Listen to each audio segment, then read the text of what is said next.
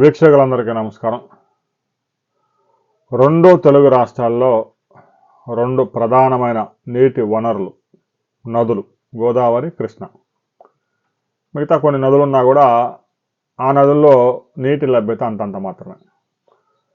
గోదావరిలో ప్రతి సంవత్సరం 3000 టీఎంసీలు సముద్రంలో కలుస్తున్న దాన్ని ఉపయోగించుకోవడం అనేది ఒక భగీరథ ప్రయత్నం చేస్తే తప్ప అది సాధ్యం కాదు. తెలంగాణ ప్రభుత్వం కాళేశ్వరం లిఫ్ట్ ఇరిగేషన్ పేరుతో ప్రతి సంవత్సరం ఒక 120 టీఎంసీలు అతి కష్టం మీద ఉపయోగించుకుంటూ ఉంది. ఆంధ్రప్రదేశ్లో ఎప్పుడో బ్రిటిష్ కాలంలో నిర్మించిన ధవళేశ్వరం ప్రాజెక్టు ద్వారా 2 పంటలకి కలిపి 220 టీఎంసీలు ఉపయోగిస్తూ ఉన్నారు. అంతకుమించి గోదావరి మీద ఉన్న ఏకైక పెద్ద ప్రాజెక్టు పోలవరం ప్రాజెక్టు నిర్మాణం అవుతా ఉంది. ఇక గోదావరిలో ఎంత వాడుకున్నా 10% నుంచి 20% జలాలు మాత్రమే వినియోగించుకుంటాం. మిగతా అన్ని సముద్రంలోకి వెళ్ళిపోతాయి. సరే, గోదావరి వాటర్లో డిస్ప్యూట్లు అయితే ఉన్నా నీటి సమస్య లేదు. ఇక కృష్ణానది విషయానికి వస్తే, కృష్ణానదిలో ప్రతి సంవత్సరం నికర జలాలు కన్నా కూడా వినియోగం ఎక్కువగా ఉంది.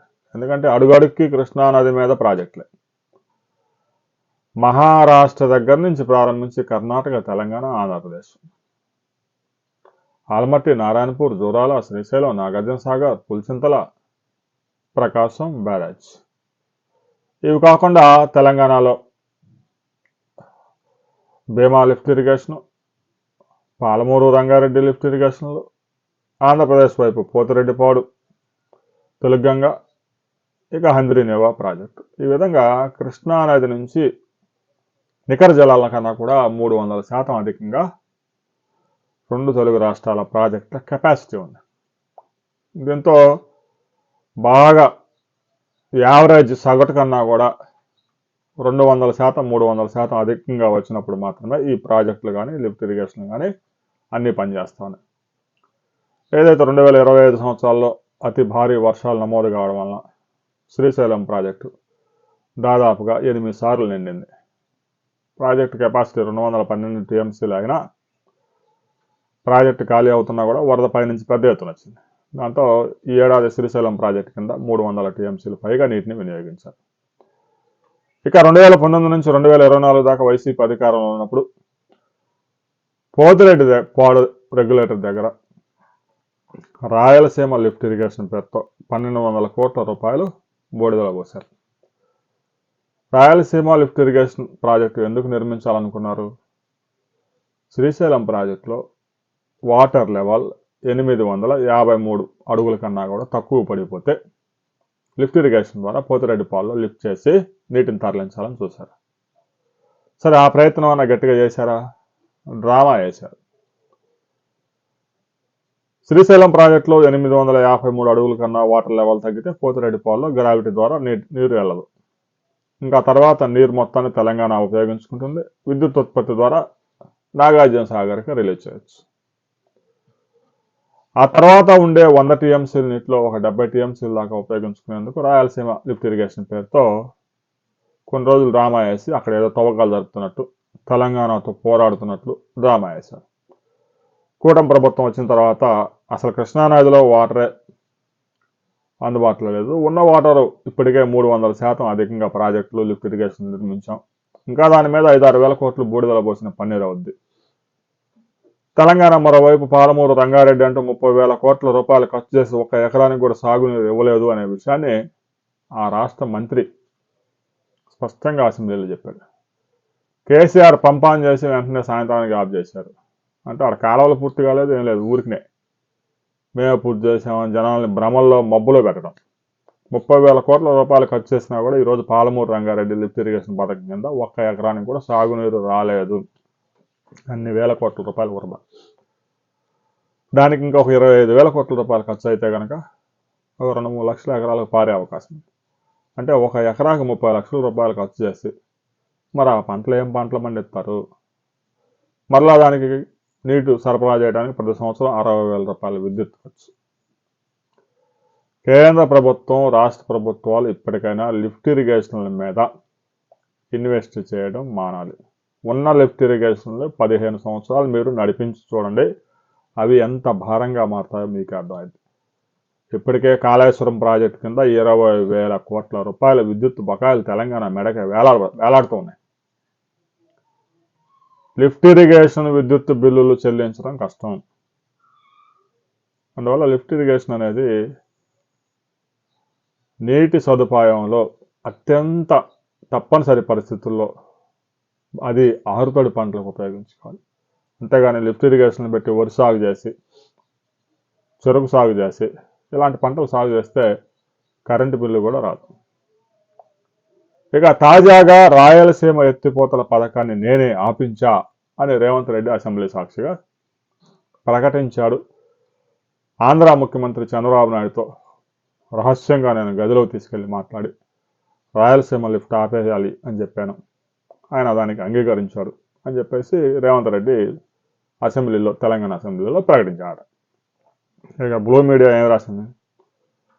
ఆంధ్ర ద్రోహి చంద్రబాబు నాయుడు అనే విధంగా 2-3 పేజీలు వండి వాచారు. సీమ ఎత్తిపోతల పనులు నేనే ఆపించా, తెలంగాణ అసెంబ్లీ సాక్షిగా సీఎం రేవంత్ రెడ్డి. నా మీద గౌరవంతో చంద్రబాబు నాయుడు రాయలసీమ ఎత్తిపోతల పనులు ఆపేశాడు. ఏకాంతంగా సమావేశమై పనులు నిలిపివేయించా. కావాలంటే నిజ నిర్ధారణ కమిటీ వేసుకోండి. కమిటీ అయితే ఏం తెలియదు, మీరిద్దరు ఏకాంతంగా చర్చించుకున్నారు. నిజ నిర్ధారణ కమిటీ మీ ఇద్దరిని ప్రశ్నిస్తే సమాధానాలు ఏమొస్తాయి? పాలమూరు రంగారెడ్డి ఎత్తిపోతల పనులు అనుమతులు తెస్తున్నాము, అనుమతులు లేకుండానే 30,000 కోట్ల రూపాయలు పెట్టుబడి పెట్టారు దాని మీద. ఇక చంద్రబాబు నాయుడు వైఖరితో సీమ ఎత్తిపోతల మరణ శాసనం, ఆంధ్రప్రదేశ్లోని 5 కోట్ల మంది ప్రయోజనాలు తాకట్టు. రాయలసీమ ఎత్తిపోతల పథకమే ఒక పెద్ద ఫ్రాడ్, కమిషన్ల ప్రాజెక్టు. దాన్ని ఆపేస్తే 5 కోట్ల మంది ఆంధ్రుల కంటే అన్యాయం జరిగిపోద్దంట. అసలు పోతిరెడ్డిపాడు ద్వారా ఎన్ని లక్షల ఎకరాలకు సాగునీరు వస్తుంది? ఆ ప్రాంతంలో ఎంత జనాభా ఉన్నారు? ఇక 5 కోట్ల మందికి చుట్టేశారు. అంటే ఉత్తరాంధ్రలో ఉన్నవాడికి కూడా ఈ రాయలసీమ ఎత్తిపోతల పథకం పూర్తి చేయకపోతే వాడు అన్నం నిండవు. ఈ విధంగా వండి వాచారు కథనం చక్కగా. ఇక దీనిపైన పేజీలు రాసి రాయలసీమ ఎత్తిపోతల పథకం ఆగడానికి చంద్రబాబు నాయుడు కారణం, అదే జగన్మోహన్ రెడ్డి ఉంటే ఈ పాటికే అక్కడ ఎత్తిపోస్తూ ఉండేవాళ్ళే అని చెప్పేసి కథనం రాశారు. శ్రీశైలంలో జలాలు మీరు రాయలసీమ ఎత్తిపోతల లిఫ్ట్ ఇరిగేషన్ పూర్తి చేసిన తెలంగాణ ప్రభుత్వం తలుచుకుంటే పూర్తి స్థాయిలో అక్కడ కనుక విద్యుత్ ఉత్పత్తి చేస్తే 6 రోజుల్లో ఖాళీ అయిపోద్ది శ్రీశైలం ప్రాజెక్టు. 853 అడుగులకు దిగినప్పుడు నువ్వు లిఫ్ట్ ఇరిగేషన్ ద్వారా నీరుని ఎత్తిపోస్తావు అంటున్నావు. అదే సమయంలో తెలంగాణ ప్రభుత్వం అన్ని విద్యుత్ ఉత్పత్తి కేంద్రాలు అన్ని యూనిట్లు కనుక పనిచేయిస్తే శ్రీశైలం ప్రాజెక్టు 6 రోజుల్లో ఖాళీ అయిపోయి నాగార్జున సాగర్కి నీళ్ళు వస్తాయి. ఆ తర్వాత నీ రాయలసీమ లిఫ్ట్ ఇరిగేషన్ 12,000 కోట్ల రూపాయలు ఖర్చు చేసినా కూడా ప్రయోజనం ఉండదు. నీరు ఎత్తిపోయడానికి ఆ నీరు ఉండదు. అంత బ్లండ్గా ఆ ప్రాజెక్ట్ని ఎలా చేపట్టారు? అన్ని 100 కోట్ల రూపాయలు ఎలా ఖర్చు చేశారు? ఎందుకు నిలిపివేశారు? ఇంజనీర్లు, నిపుణులు, మేధావులు హెచ్చరించడం వల్ల కాదా మీరు నిలిపివేసింది? కేవలం ఏదో ఫోటోలు తీసి తెలంగాణతో మేము పోరాడుతూ ఉన్నాం, జలాలు తీసుకొస్తున్నాం అని చెప్పడానికి కొన్ని ఫొటోస్ రిలీజ్ చేసి ఆ తర్వాత అక్కడ ఏదో పనులు చేసినట్టు ఆ గుట్లన్నీ సాధారణ చేసి షో చేసి 1,200 కోట్ల రూపాయలు ఎత్తేశారు. అలాంటి ప్రాజెక్టుని ఆపివేసినా కూడా ఆంధ్ర ద్రోహిగా చంద్రబాబు నాయుడు మిగిలిపోయాడంటూ కథనాలు రాస్తా ఉన్నారు.